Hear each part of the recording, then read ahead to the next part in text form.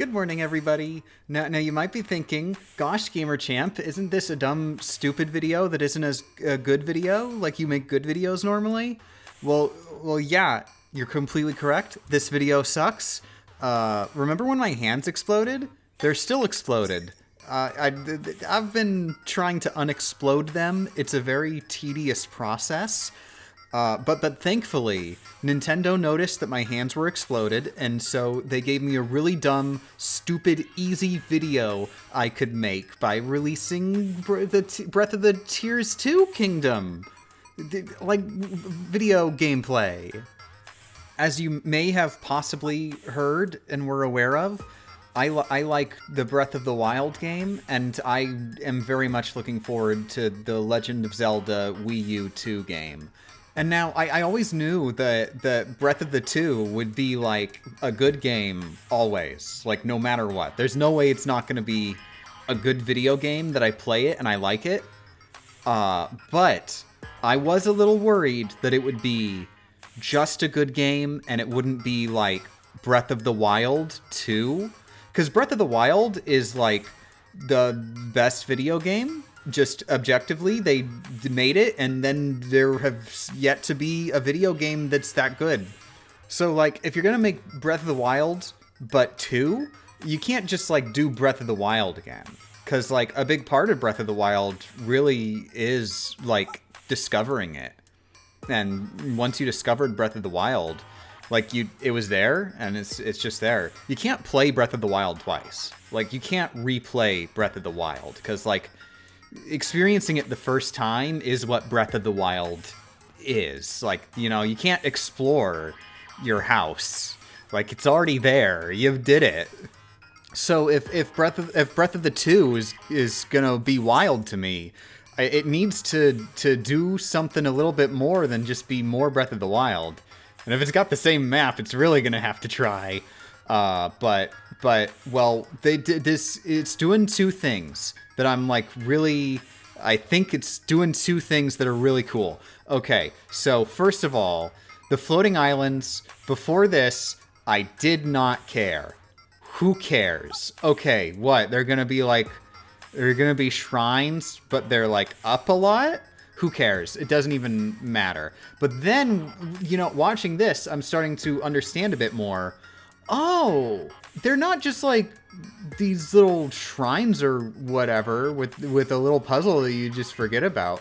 They're actually like added on parts of Hyrule. They are environments that you explore. They're like great plateaus. It seems like that's what the islands are. It seems like there's just like a bunch of great plateaus and you just keep going to a bunch of new great plateaus. So like the Hyrule on the ground's gonna be the same, but I mean I really do want to. I'll get to that later. But like even if the Hyrule on the ground's gonna be the same, we've got a bunch of new Hyrules up in the air, little Hyrules to explore. So it's definitely gonna be satisfying that itch a little of like, you know, finding new places. Well, anyway, the second thing I wanted to say that I'm really excited for, you notice there was the Zonai charge. We finally know for a fact that the Zonai of the Tears 2 is going to have Zonai in it. And then I don't know why they just completely glossed over the most important aspect of this trailer and got into this dumb thing where you glue stuff together. So this is actually going to, like, I was joking. It's actually, this is the big thing. Well, this isn't the big thing. The new abilities. You know, I'm not going to talk about this dumb one that's on the screen, actually. I'm going to go whoosh backwards. So the new abilities they show here, recall, like that one, this one was super obvious from prior trailers. We knew that this would be a thing. Absolutely. Like, you didn't have to pay attention and you'd know this was a thing. Yeah, you can rewind things. Out of the 4 abilities, I would rank this number 3 in, like, how it's a thing that I care about. Like, okay, you can rewind stuff. I question how exactly useful is that going to be, except in situations where the devs made it useful intentionally on purpose. Like, the rocks falling from the sky. Like, Honestly, I'm wondering if that is going to be the coolest use of recall in the entire game, and they spoiled the potential, like, discovering it yourself by just showing it as like the very first thing in the gameplay demonstration. Like, it's a really cool idea that if you want to get up to the islands, like if there's a falling rock, then you just go, oh, if I reverse it, it goes back up into the sky, and that would be a really clever moment that nobody who watched this gameplay demonstration will ever get to have. And I kind of question if there really will be anything more clever than that in the game. Like, obviously, like, if say a super duper big guy throws a tree at you, you can go, haha, I reversed the tree, and you threw it at yourself.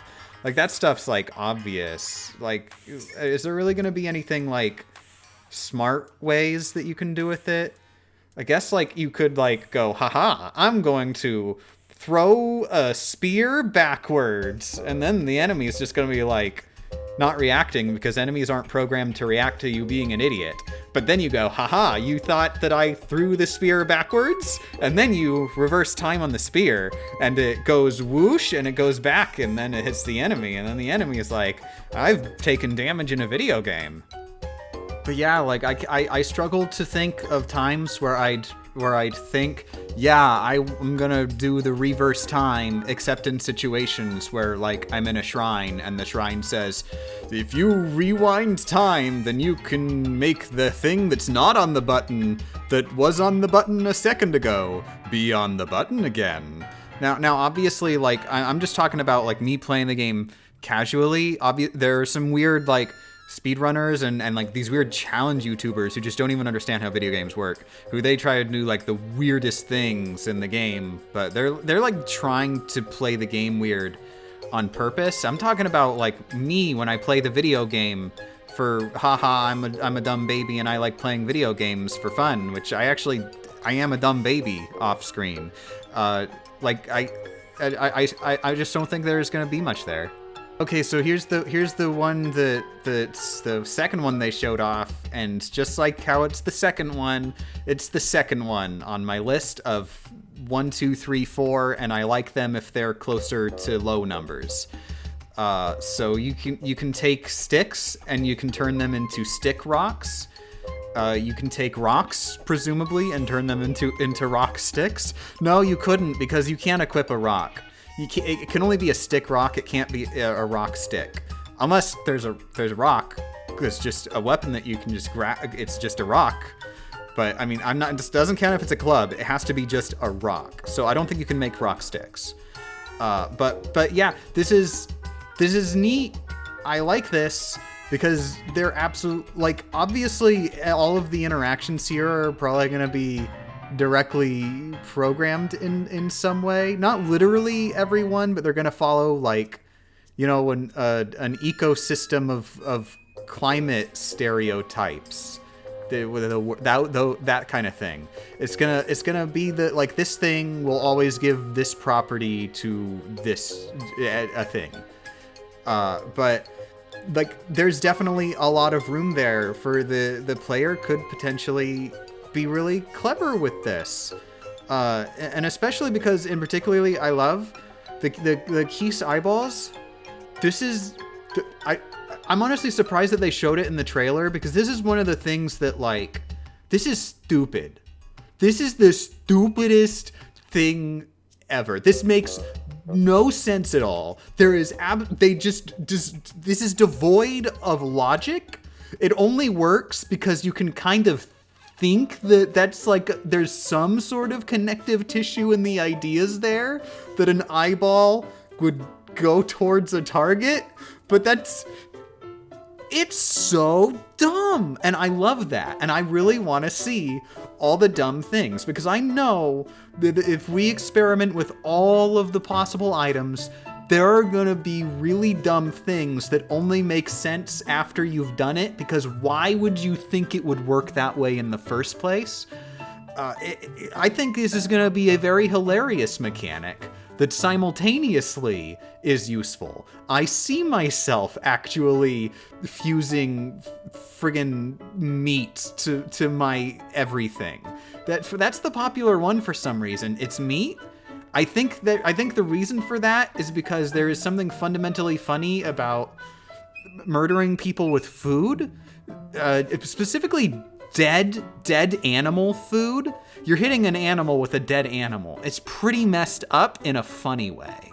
And like, no matter what, also, I'm gonna be doing it like all the time, even if I'm not trying to be clever, just because like, if I've got a sword, there's a rock next to me, I attach rock to sword, and it wouldn't be much, but like, here you go. It gets +2 damage.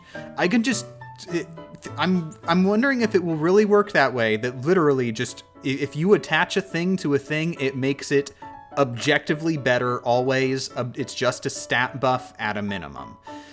So like, you will never have a reason again to use a great flame blade. You've got to use the great flame blade rook. The great flame blade torch. Oh, and that, ooh. So the great flame blade already was good for lighting places up. Attach a torch to the end and the torch is just permanently lit, and it's just a really long torch, which does that make it burn brighter? That should. I'm gonna be mad if it doesn't work that way. But yeah, I see it being a thing that just naturally you're gonna be coming up with new combinations all the time, just wandering around. Just because naturally, if like your current weapon breaks, okay, it's time to get another weapon out. But also, this weapon isn't at peak condition. I need to make it better. So you find the next best weapon that happens to be on the ground, and you just go, okay. In fact, I even see it being a thing. You've got an inventory with a bunch of weapons. You could just have your great flame blade, and you could have your great flame ice blade, great regular ice blade, and then you make a great flame ice blade together, and that could be just like you've got this go-to scenario here that you just have a million in your inventory. Oh, that would actually be bad. I accidentally was thinking of cool things, and then I went to the thing I was gonna say about how I'm a little worried that there's gonna be like a best case scenario that you just get used to using, and it sort of hinders creativity. Cause like has anybody here played the original Scribblenauts? Because I haven't played any of the sequels. I've only played the original Scribblenauts. But there's a thing in original Scribblenauts that you can just summon anything ever, any noun, and you can just summon it. And you don't do that. At least I didn't when you play the game. Even though it's so amazing how you can summon anything, you just summon pterodactyl and rope, and that's every level.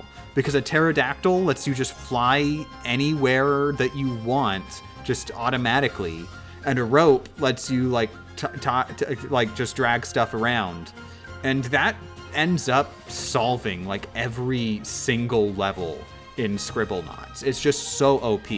So I do kind of worry that there's going to be a combination of weapons in Tears of Zelda, and it's gonna make it so that you just stop seeing all the cool ideas you could be doing, and you've just got, you know, the toy chainsaw from Dead Rising, and you've just got the 50 toy chainsaws in your inventory, and you just fuse them together because, like, I fuse a good weapon with itself, and I'll have the same weapon but double.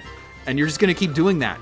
And you're not gonna see that you could have fused that toy chainsaw with the fish that was right there. The fish was right there, and you just. But what I'm hoping is that the game is gonna, number one, hopefully just keep the good stuff too hard to get for the vast majority of the game, so that you're kind of forced to not have the best stuff all the time. and that way you will end up like sort of experimenting a bit more. And then 2, there's gonna be like puzzles and shrines and stuff, because we know there's gonna be shrines. There's gonna be puzzles that actually like incentivize thinking creatively about the stuff you fuse. Like oh, you need something really long to well, maybe there's just there's a switch across the way that needs to be electrified, and you could like combine a couple of like the what are they? The mining sticks that were made of metal in Breath of the Wild. You could combine a couple of those, and that's really long metal there that you can just like connect an electrical current or whatever. This is pretty small scale, but like you get the idea that there's gonna be puzzles that could make you use this more cleverly. I think there's a lot of opportunity for that. They get that kind of stuff and try and maybe not let the player have 50 chainsaws in their inventory, then I think that this is an ability that's going to get some fun, cool use out of. And if nothing else, the arrow thing. I think no matter what, combining arrows with like materials, that's gonna be a big deal. I guess technically you can combine. I'm pretty sure you can combine the materials with shields and swords. Because we didn't see any materials combined with a sword, but we did see that mushroom attached with a shield. And I want to say I think that mushroom is a collectible material, but I can't say for certain. Like maybe that mushroom is something you find in the environment and I'm wrong and you just can't fuse materials with sword and shield. But I think it's the case that you can. And I'm obligated to say, like, if nothing else, we know for a fact that you can fuse a cuckoo to your friggin' sword and shield. We know that's a thing. So like it's such an obvious idea. There's no way that the devs are going to not make that a thing you can do. And therefore, yes, we are going to be able to defeat Ganon with a cuckoo. 2 cuckoos, actually. One on your sword and one on your shield. And like, you can already imagine how incredibly useful that's going to be. What I want it to be, though, is if you attach a cuckoo to your shield and an enemy attacks you when you're shielding, then of course the cuckoo calls on all its buddies to attack that enemy. But if you attach a cuckoo to your sword and then you hit an enemy, then the cuckoos will show up and they will attack you. You will be the one getting attacked by the cuckoos because you were the one who technically hit the cuckoo, you jerk. Okay, next on the list of the things that I'm excited that I think there's so much to do that's gonna be real big. Magnesis again. Aw yeah, baby. Magnesis again, I rate at number 1 out of the 4 abilities. This is the one that's like, oh my, it's Magnesis, but again. So like immediately, instantly, my first thought here is not, oh wow, you can fuse all the things. It genuinely is. Oh, it's Magnesis, but it works on everything. Because Magnesis was, I think you might remember, I made a little video called Magnesis. I use it to beat all the video game. And Magnesis is pretty messed up. You use Magnesis and you can beat like every shrine in the game with just Magnesis. It's super ludicrous. And now you can use it on anything? Yeah, this is gonna break the game. This is gonna break the game so much. And then, oh, also, on top of its Magnesis but for everything, it's Ultra Hand? Hello? It hurts me so much. I've watched like 50,000 reaction videos to this, and there's like one of them where they actually said, oh, that's a reference to the Nintendo. And like, has nobody here played Grill Off with Ultra Hand? Like, I mean, there was even one of them where they were like, Ultra Hand? That's such a weird name to have in a Nintendo property. I don't think they're even thinking with that one. You just don't appreciate the classics. And, you know, the worst thing, the absolute worst thing about it is I like to play video games in release order. So the fact that there is an ability in Breath of 2 Wilds is gonna be I've gotta play Grill Off with Ultra Hand now, because I haven't actually played it yet. I own it. I've owned it since it came out, but I never got around to actually playing Grill Off with Ultra Hand. It's sitting on my Wii U right now, and I've never touched it. So before I'm allowed to finally partake in the Legend of Wii U Crying Edition, I've gotta go play Grill Off with Ultra Hand. Also, I'm probably going to cry, so it's also an addition. Oh, but the other thing about this ability is remember Fuse? This is just Fuse again. I'm actually really wondering that if these two abilities were not the same ability at some point in development, because like it seems so weird that one of your abilities is you get to fuse a bunch of stuff together, and then the other of your abilities is you get to take stuff that's not together and then make it together. It seems pretty similar ideas, you know, but legally, as far as like they're different. One of them's Fuse and one of them is Ultra Hand. But I think they did that just for like the way it maps out to how like they're equipable runes, like the runes in the first game. It just makes sense to like parcel it out that way. Because like this way, you know, you go to your list of abilities and you select either Ultra Hand or you select Fuse.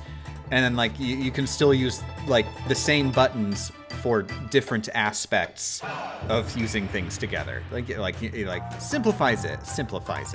But yeah, like obviously this is the breathing two to the wilds kind of thing right here. This is what makes this be a video game that is its own video game, that isn't just Breath of More. This is Breath of Two, because it's got its own thing, which is you see that mountain? You can fuse that mountain. Like just make all the physics objects in the game, all of them, and you can make all of them be just whatever giant Minecraft you want it to be. So, yeah, it's Minecraft, it's Jerry, it's all of those dumb, stupid playground sandbox games, but also you solve Zelda puzzles with them. So, like, 50,000's way the best. Like, my mind's going Tears to the Wild here with, like, how this is all gonna math out. Like, even with just logs, you take these 3 logs, and I can think of, like, 10 dozen different ways that you can make those 3 logs be a cool thing. And that's logs. That's the bare basics. You throw a rock in there, you could make, like... You could stack the logs and put a rock on top of the logs. I don't know what it'd be for, but it'd be neat, right? This is like really the thing too, that like of all the abilities, this is the one where the devs cannot plan for this. That you could give them 50,000 million years of dev time. They will never even imagine the kind of contraptions that even a casual player is going to make thinking that it's a good idea. And it's going to be the worst idea ever, and it's going to solve every puzzle in the game anyway. I'm being really vague here because it's impossible to be specific with how many billion thousand combinations that you can do. Like even just making this raft here, like I personally would have been stupid and just made the 3 logs be like all next to each other in a row. But then Aonuma is just like, I'm just gonna blow your mind. And he made it just, all he did was he slid the middle log slightly not next to them anymore. And all of a sudden, nah, this ain't your friggin' castaway raft. This is a spaceship. I just made a friggin' air-powered spaceship. And like, there's so much just personality there to that tiny little alteration of the design that like, it doesn't do anything for the gameplay, but it's so fun. It's so fun in how stupid it is, and like, you just express yourself. I know for a fact that I'm just gonna be stupid on purpose here. Like, when I get to this river, I'm not gonna make, like, just a bare minimum boat. There's barrels over there. They're not part of your boat. Make the barrels part of your boat. Like, you know, every boat needs barrels for decoration. That's what they're for. I learned that from Animal Crossing. So you put some barrels on your ship, or it's not a real ship. And like, why are both of the fans pointing backward? That's really optimal, which is really stupid. You should have it be like one fan is pointing backward and then one fan is pointing downward. Yeah, so it gets a little bit of lift, which I reckon the way physics works is that you give it lift and it's pushing back, and that's gonna make you go forward like real fast, because you don't have to worry about the resistance of the water. And I'm definitely not going to die the exact moment that I put this together. Okay, so yeah, you get the gist. You get the gist that that's gonna be the best ability in ever video games. But oh, here we go. Here's the real crown of Tales of going to Kingdom Lands. You can go through ceilings. This one I place at the highest number, number 4. Oh yeah, baby. You can go through a ceiling. You can go stand under a ceiling and you can look up and go, huh, ceiling up there. Not anymore. Bam. You don't get rid of the ceiling. You just make it that you move yourself so there's not a ceiling up there anymore, because you're above the ceiling. The ceiling is now ground. You have, oh, I guess you could say you ascended. Oh yeah. Okay, I'm gonna confess, this is gonna be surprising everyone who is clapping along and going, yeah, you go, Gamer Champ, you're speaking my mind right now about these ascensions. I'm sorry, but I was pulling you down from your ascension. I was pulling you down to ground here. I don't think the ascension is really it. I'm really thinking that ascending is really more of a downward kind of thing. I'm gonna be pretty honest here. I don't think this is the Cryonist of tearing to the kingdoms. I think this is gonna be the amiibo rune of 2 kingdoms too far. Like, okay, you look up and you can go up. Woo, yeah. I guess it's a slightly upgraded Rivali's Gale, except like Rivali's Gale was more of, you know, you could use that in some slightly clever ways, and it wasn't just like, it didn't just teleport you upwards. It gave you lift to do paraglider stuff. Like there was stuff there, but this is just like walking through a door. This is just walking through a door, but like in a different direction. Like imagine like you're going up against your big super duper rival, and he's like, "Wahaha! My special ability is I can go up. It's just up. It's not relative to me. It's relative to the ground. So it really is just the one direction. I can go up." Like, you're just gonna kill your supervillain there. You're just gonna kill Dio real easy. Like, holy crap! This is such a downgrade from Zawarudo. That whole meme, which I'm not letting go. That you spoiled it for me, Twitch chat. You spoiled it for me while I was playing Rockman 4. I was in the middle of reading Jojo while I was doing the Rockman 4 damageless stuff, and I hadn't gotten to the Zawarudo part, and then everyone was like, Zawarudo, and eventually I just put 2 and 2 together in my brain, and I was like, oh, that's the big thing. Everybody who made Zawarudo a meme, you're a bad person. Please think about what you did to me specifically. I'll never get the moment where I think, haha, Zawarudo, haha. I never get to be you. There's too much bitterness in my heart. There's too much darkness. Because I can't go Zawarudo. But, no, so like, yeah. All I can think is, maybe you could use Ascend in like shrines and stuff in certain spots, but the way that Aonuma was like, well, it doesn't work everywhere. I'm sort of thinking that means, oh, well, obviously you can't just ascend in shrines, except in very specific surfaces that are specifically designed for you to use Ascend in. And like, well, that's the one part where I might have been able to use it cleverly. So I really think that that's the way that it's gonna go. That this really is just gonna be the you don't care about it rune. It's just the opening a door mechanic, really. It's like teleporting. Nobody's excited for teleporting. It just makes your life slightly easier, you know? I am also thinking, though, that, like, oh, Tears Kingdom Man game? Yeah, you look at these, this thing's got a bunch of islands in it. Also, you have an ability where if there's a ceiling above you, then you can just go up through the ceiling. There's islands everywhere, and they sort of made it at the beginning of this gameplay thing that there's an island up there. How do I go up? Which of my abilities could I possibly use to go up? Oh, I know. I'll use the rewind time ability to go up. Yes, between rewind time, fuse but again, and going up, I think the rewind time ability is what I will be using to go up. So I'm kind of thinking that, like, it's also going to have a limit to it. Like, you're not going to be able to just go, I mean, maybe there's an upgrade. I think it makes sense that later on you can get an upgrade that goes, you can go up, but all the way.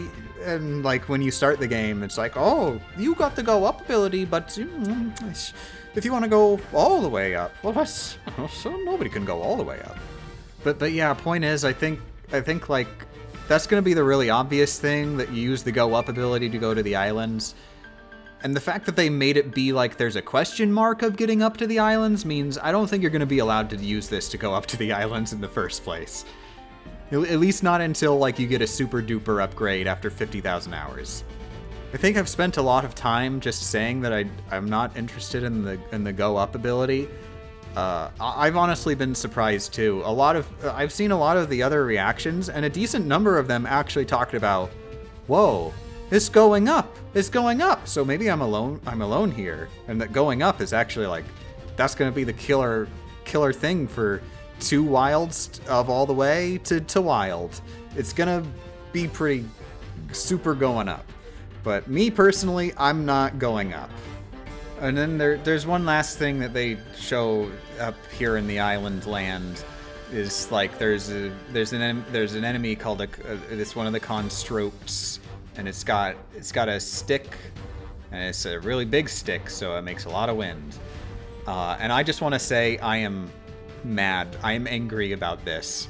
So like it's got the big wind stick, and it's like, I've got a big stick, and obviously Aonuma is just like, I don't know what this big stick is for. I don't understand. And then of course the enemy uses it, and then he goes, it's a wind stick that makes me go and I fall backwards. Clearly I should reposition myself a bit near the edge of this island, and I should stand right here, where if I were to, geez, I've fallen off the island. Now you weren't playing the video game there, were you, Aonuma? I don't think you were actually playing the video game there. I think you were. I think this whole thing might be staged. I think Aonuma may not have actually even been actually attempting to beat Ganon. Another thing also, I don't get, everybody's always going on these reaction videos and they're like, wow, you can fall. You can fall. There's a falling mechanic, and I am the least excited ever for the falling mechanic. As the amount of excitement I have for being able to fall to my death is pretty low.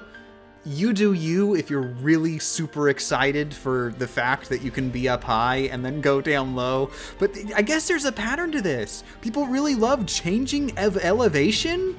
There's something about when you go up, everybody's like, yeah, that's what I want. And then when you go down from being up, everybody's like, oh my god, that's the friggin' all of games. And I don't get it. I don't get why everybody's so excited that you get to fall. Okay? Like, yeah, you move from point A to point B, and you do it downward. That's it. I don't think I don't think you do any super cool aerial maneuvers. You're not going all whoosh, whoosh, whoosh in 50,000 circles. You just go down. But the thing that I am excited for, that for some reason nobody is talking about, and I don't understand, I mean, they're talking about it, but not in this specific context, is during the falling, that's when you get to see, like, oh, look, there's ground, there's stuff on the ground. Nobody even looks at the stuff on the ground. And I'm thinking, like, brain mind up in here. Oh my God, that's Breath of the Wild down there.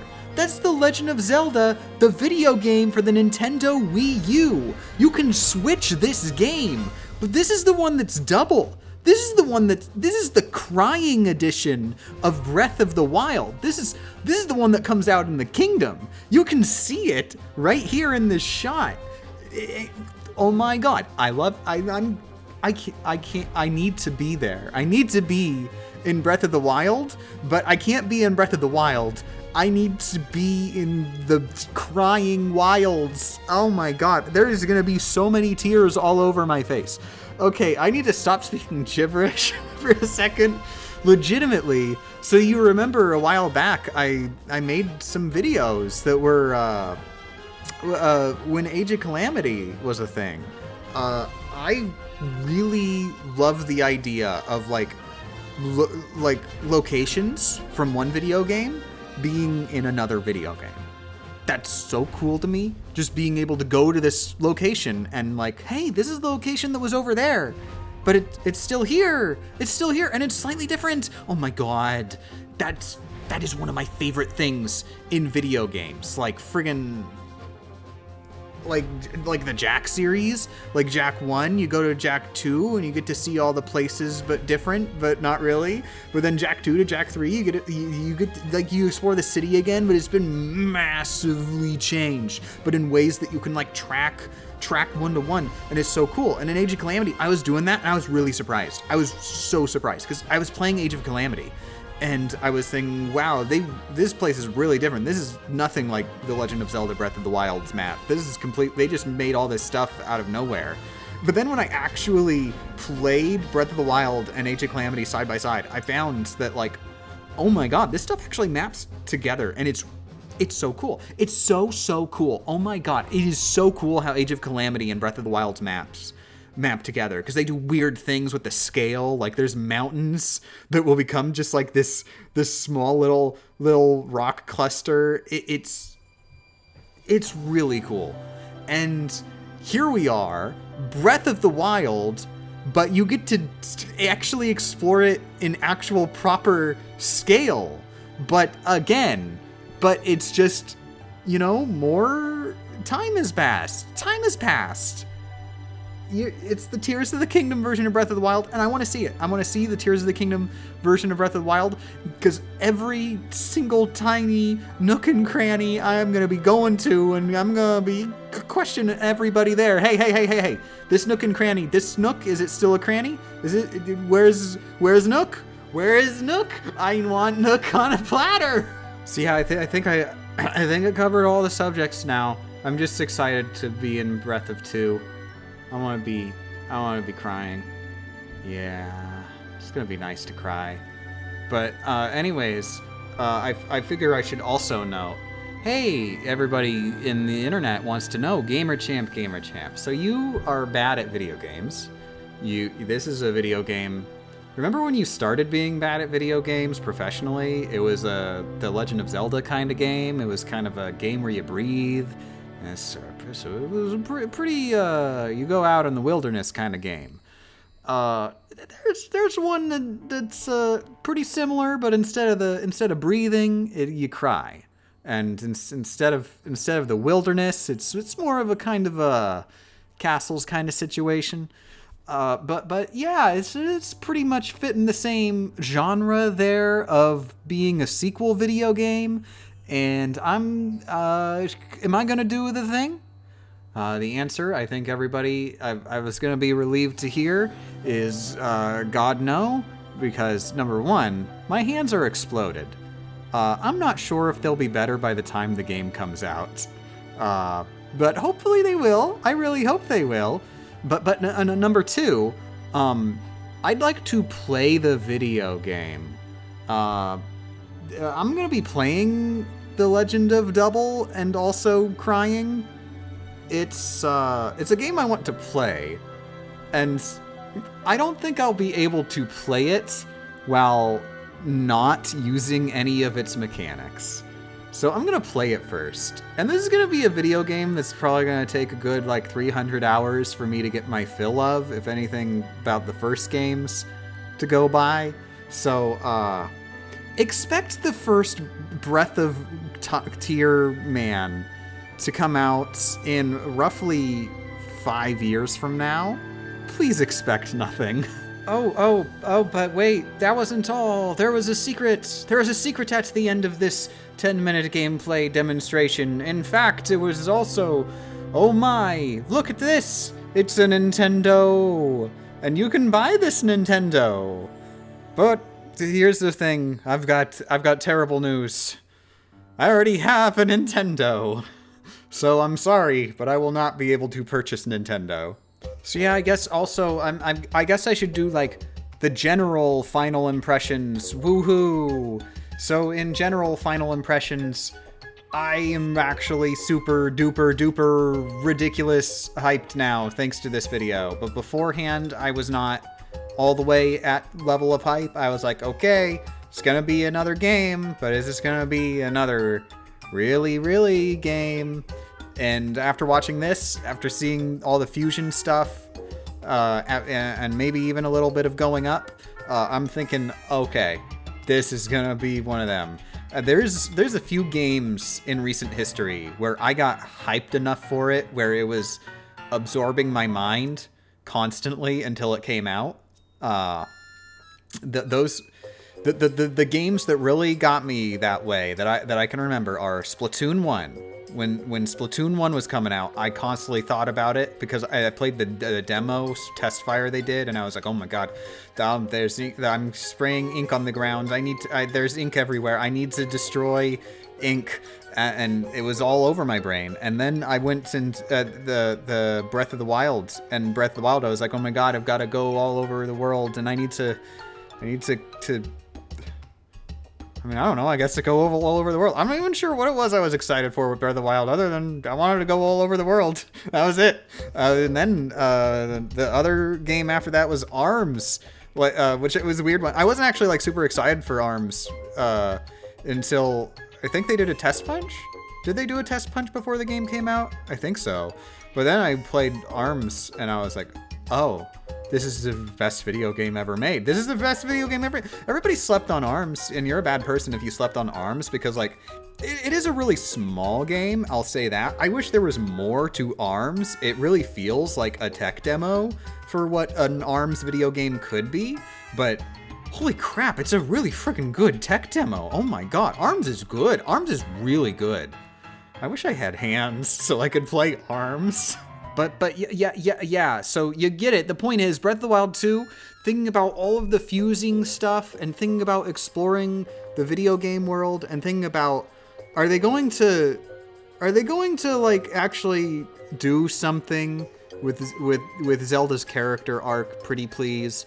Because Zelda's got this whole thing where she really seems to me, like my interpretation of her character is she really wants to go exploring the wild. She really wants to breathe the wild a lot. She really wants to go out there and say, hey, you see that mountain? I can find Sheikah technology in that mountain. That seems like her kind of character. And like then everybody's all like, no, Zelda, you're magic. You're a magic princess. You gotta be a magic princess, Zelda. And like, clearly that guy's the bad guy. It's his fault that like the entirety of Breath of the Wild happened because he was such an asshole and didn't let his daughter go and explore the wilderness. Like that's always been my interpretation of how Zelda's character arc works. Like she wasn't able to fulfill her duty as the super duper magic princess because she didn't care about that crap. That stuff was stupid. But when she was going with all her Sheikah technology, she was all like, oh yeah, I really love Breathe in the Wild. So it really seemed like the way that Zelda's character arc goes is that she explores the friggin' wild. So, yeah, playable Zelda. This is the game that has to have playable Zelda. This is not just a thing that I want. This is a thing that I objectively want, because Zelda's character arc is saying that she's a player character that you play as. So, we're playing as Zelda in Tears of the Double. It's happening, and if it doesn't happen, this is the worst video game ever made. It's canon, okay? You wrote it, friggin' whoever wrote the game. I was about to say Aonuma, but I kind of doubt he was the writer. But that's the thing. You've got to have Zelda be the player. You have to play as Zelda. I think that's why we haven't seen much of this game, is because they don't want to spoil that you play as Zelda. This is one of those cookies and cream kind of situations where there's Link and then there's Zelda, except it's not cookies and cream. It's more of you can play as Cookie or you can play as Cream, and also the other one just rots in your inventory because you're just going to be playing as the other one. So I'm going to be playing as Zelda the entire game. I assume the way it opens is you're playing as Link in the tutorial, and then Link dies a painful death in the tutorial, and you play as Zelda for the rest of the game. Wow! That ties in! That ties into my next segue. Yeah, I'm hyped for Breath of the Wild, also edition, but okay, the next video, I'm really excited for the next video. I've been working on it for literal years, and by that I mean it sat rotting in my inventory for literal years, and then my hands exploded, and I needed a project that I could do without playing video games. So I'm making a video about dying a painful death and then playing as somebody else. It's a twist on that whole idea. Ooh, gonna be sneaking through some metal establishments here. It's gonna be friggin' it's not gonna be a VG myth. I really hope it kicks off. But I just gotta say, by the way, there's a little final plug. My hands exploded. I don't have hands. I haven't had hands for a few months. And I found out, so Patreon, I wanted to switch the Patreon to monthly because I didn't have hands. Turns out Patreon turned off the ability to change from per video to per monthly a while back.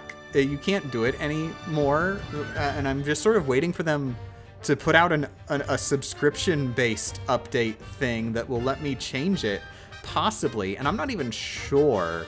So I'm not getting any money, and I can't really work that much to get more money. The long and short of it is, if you would like to make it so that I can eat and not like pay the make electricity, except don't make it not pay electricity. Make it regular pay electricity. If you want to do that, then hey, there's a really cool website called www.go to the link, and that'll be my Patreon, and pledge some money, and I will be making a video. It's about a metal kind of gear game, a game where there's kind of a solid twist to it. There's this guy in this video game, and his name is 2. I've got a video about this particular video game, and I think it's gonna be a fun one. It's very different because it's more of an essay kind of thing. And if you go to the Patreon, the website, I think the actual URL is patreon.com/gamechamp.